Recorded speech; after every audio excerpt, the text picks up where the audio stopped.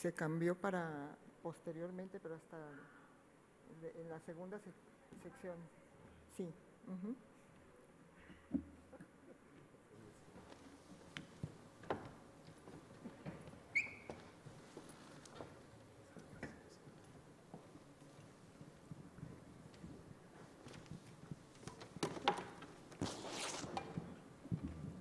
Sí, les pediría si alguien tiene alguna pregunta. Adelante. Es que no se ve. Sí, está complicado poner eso.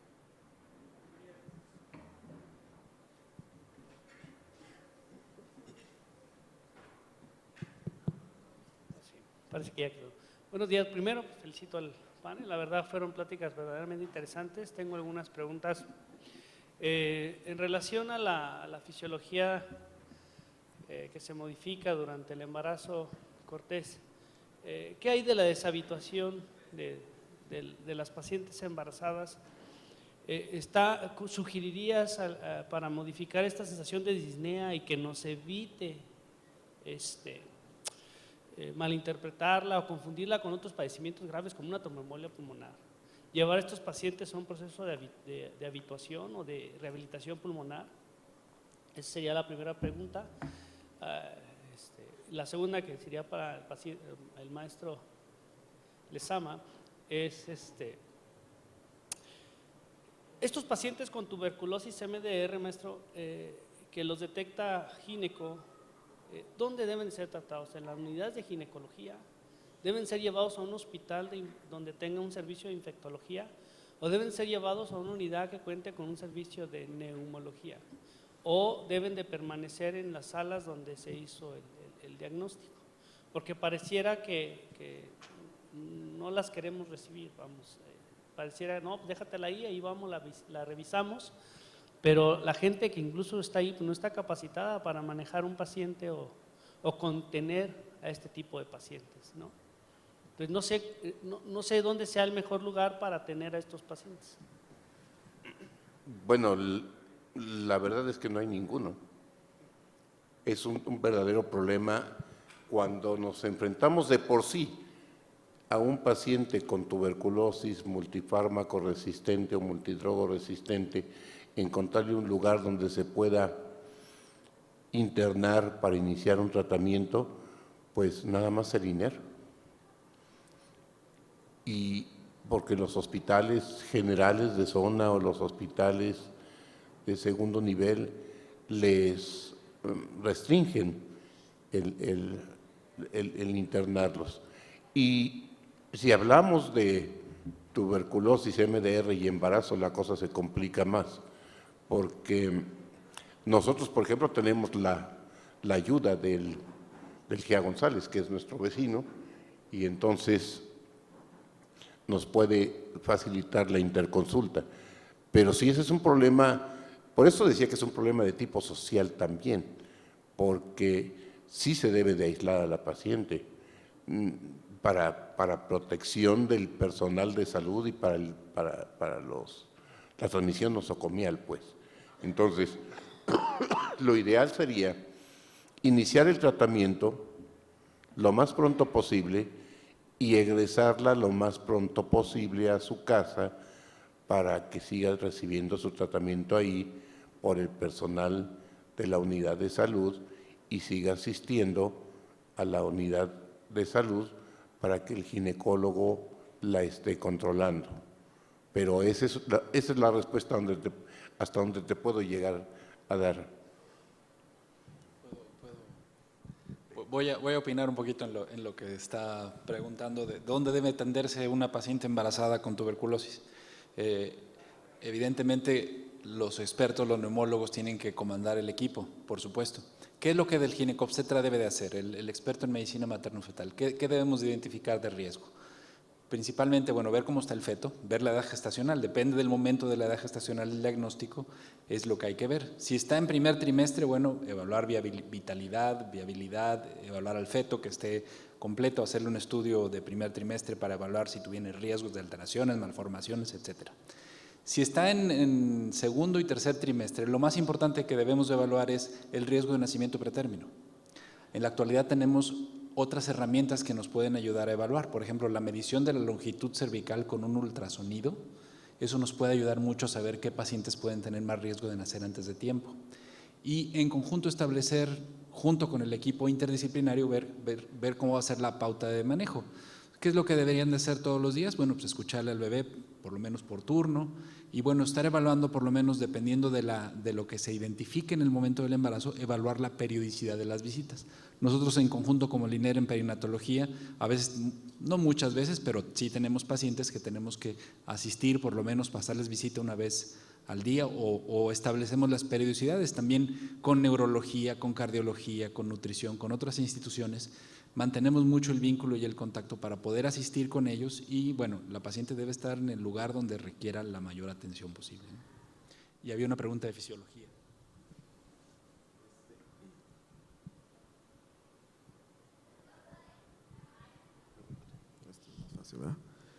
Dando la respuesta, Gerardo, creo que la clave es lo que comentaste al principio, la desadaptación que tiene la mujer embarazada con la manifestación clínica de los síntomas. Les voy a dar un adelanto, es algo que platicaré más adelante en el módulo de fisiología.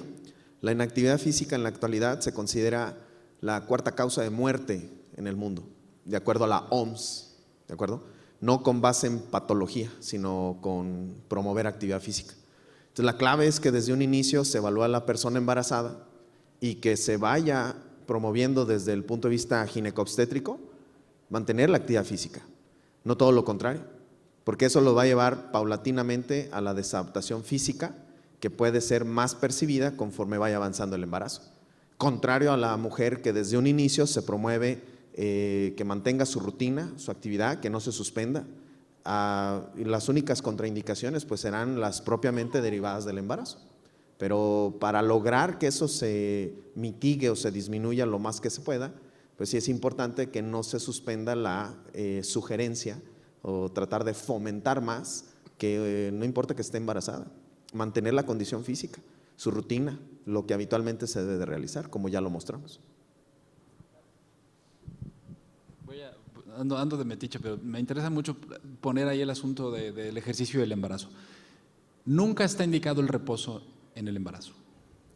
Las muy poquitas instrucciones para que la mujer guarde reposo es que tenga una placenta previa o que tenga un nacimiento pretérmino o que esté en vías de tener un nacimiento pretérmino. Obviamente no la vamos a poner a caminar si tiene un sangrado genital, pero nunca está prescrito el reposo y eso es algo que los ginecobstetras debemos de empezar a quitar de nuestra costumbre. El ejercicio, como bien lo decía el doctor en su magnífica presentación, es sumamente recomendable. No hay un momento en la vida de una mujer donde se procure más salud que en el embarazo.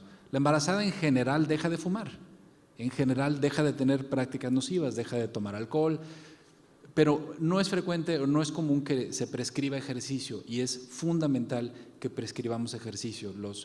El control prenatal realmente tiene muy poquitas intervenciones que valgan la pena hacer. En realidad el control prenatal ideal para la población sin riesgo debería ser mucho más educativo. Yo siempre digo que debemos sacar a las pacientes de los consultorios y meterlas a las aulas para explicarles todos estos temas.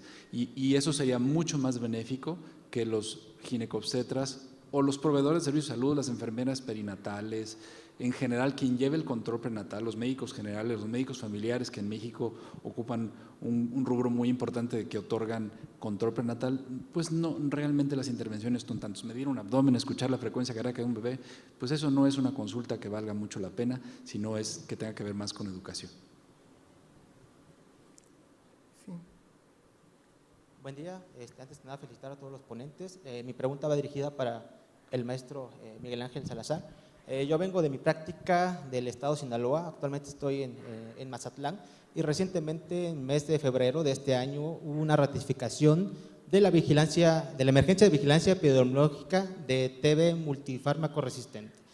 Y mi pregunta va dirigida hacia esto. En el caso de mujeres embarazadas, en áreas donde es prevalente la TB fármaco resistente, ¿deberíamos considerarlo como un factor de riesgo para que la paciente tenga TB fármaco resistencia en el sentido de que desde el inicio del diagnóstico debiéramos solicitar estudios bacteriológicos buscando resistencia Y en el caso de que la respuesta sea afirmativa, ¿sería conveniente tal vez simplificar los flujogramas de atención para conseguir poder tener disponibles estos cultivos? Sí, bueno, la verdad es que, como lo vimos, no aumenta el embarazo como tal, no aumenta el riesgo de tener tuberculosis, y menos tener tuberculosis multifármaco resistente. Todo ahí se va a ver ligado a las condiciones epidemiológicas en las que se está envolviendo el entorno de la paciente, ¿no? Por ejemplo, Sinaloa, en ciertas partes en las que tú estás, tiene un problema de tuberculosis MDR, pero hablamos de tuberculosis MDR, no porque el embarazo la vaya a predisponer a que tenga una tuberculosis MDR. El hecho de que tenga una tuberculosis sensible tampoco tiene que ver con el mismo embarazo. El tratamiento tiene que ser el tratamiento primario, con sus 105 dosis y su seguimiento bacteriológico periódico, eso es obvio. En Sinaloa, por ejemplo, la baciloscopía al segundo mes de tratamiento es fundamental, porque ahí vas a ver si sigue positiva, entonces la paciente tendrá que tener ya cultivo y pruebas de farmacosensibilidad, pero en condiciones normales debe de ser tratada como una paciente con tuberculosis que está embarazada.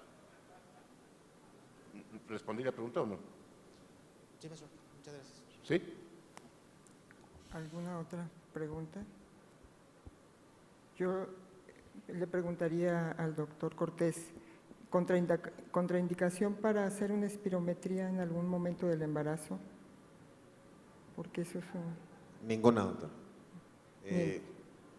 Realmente las contraindicaciones del embarazo, perdón, de la espirometría durante el embarazo, no tienen, son consideradas como por cuestiones, me imagino, de que en algún momento lo escribieron como relativas. Y con base en lo relativo, alguien lo puede hacer absoluto. Entonces, eso creo yo que son las vicisitudes con las cuales hoy día estamos lidiando, no solo en aspectos de función pulmonar, también tuberculosis, enfermedad tromboembólica venosa, con esas vicisitudes que vienen de los aspectos relativos. Y bien lo decía el doctor Rodrigo Zamora, o sea, quitémonos esas máscaras relacionadas con esto, ¿no? O sea, ¿se puede o no se puede? Es muy simple, una variable que se dicotomiza.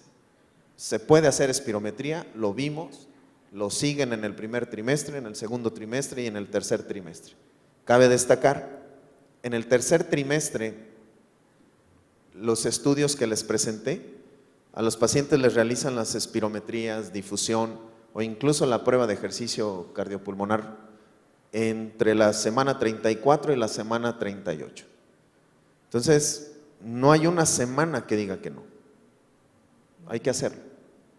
Pues agradecerlos y felicitarnos todos por tan excelentes presentaciones. Gracias. Hay receso y después continuamos. Encantado, encantado.